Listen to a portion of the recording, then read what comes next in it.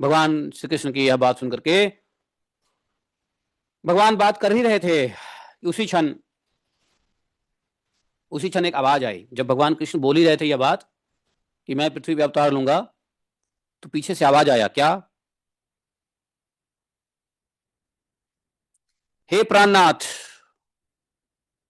अब तो मेरा आपसे वियोग हो जाएगा। राधा कभी भी कृष्ण के वियोग में रही रही।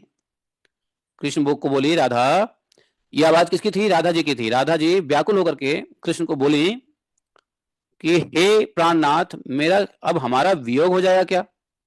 आप पृथ्वी चले जाएंगे तो हम यहां अकेली रहेंगी।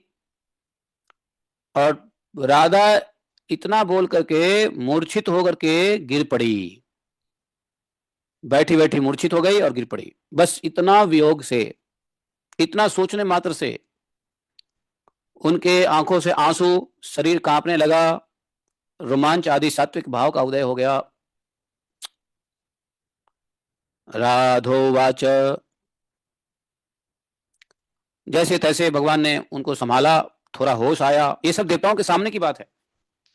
जब होश आया राधा रानी को, तो राधा जी बोली, भुवो भरम हर्तु मलम ब्रजे भुवम कृतम परम ते सपतम सुनु तत्वतः गते त्वयि प्राणपते च विग्रहम तदा चित्तत्रैव न धारयामि हम।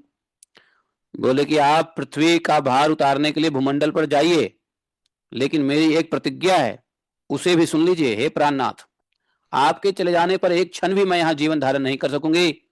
यदि आप मेरी इस प्रतिज्ञा पर ध्यान नहीं दे रहे हैं, तो मैं दोबारा भी कह रही हूं कि अब मेरे प्राण अधर तक पहुंचने को अत्यंत विहल है, और ये इस शरीर से वैसे ही उड़ जाएंगे जैसे कपूर के धूल कण उड़ जाते हैं।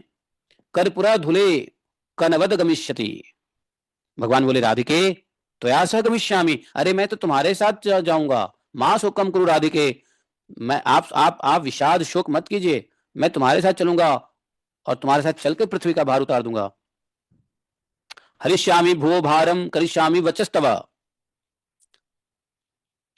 हम्म। राधिका जी ने कहा, राधिका जी बोले कि आप हमको ले चलेंगे,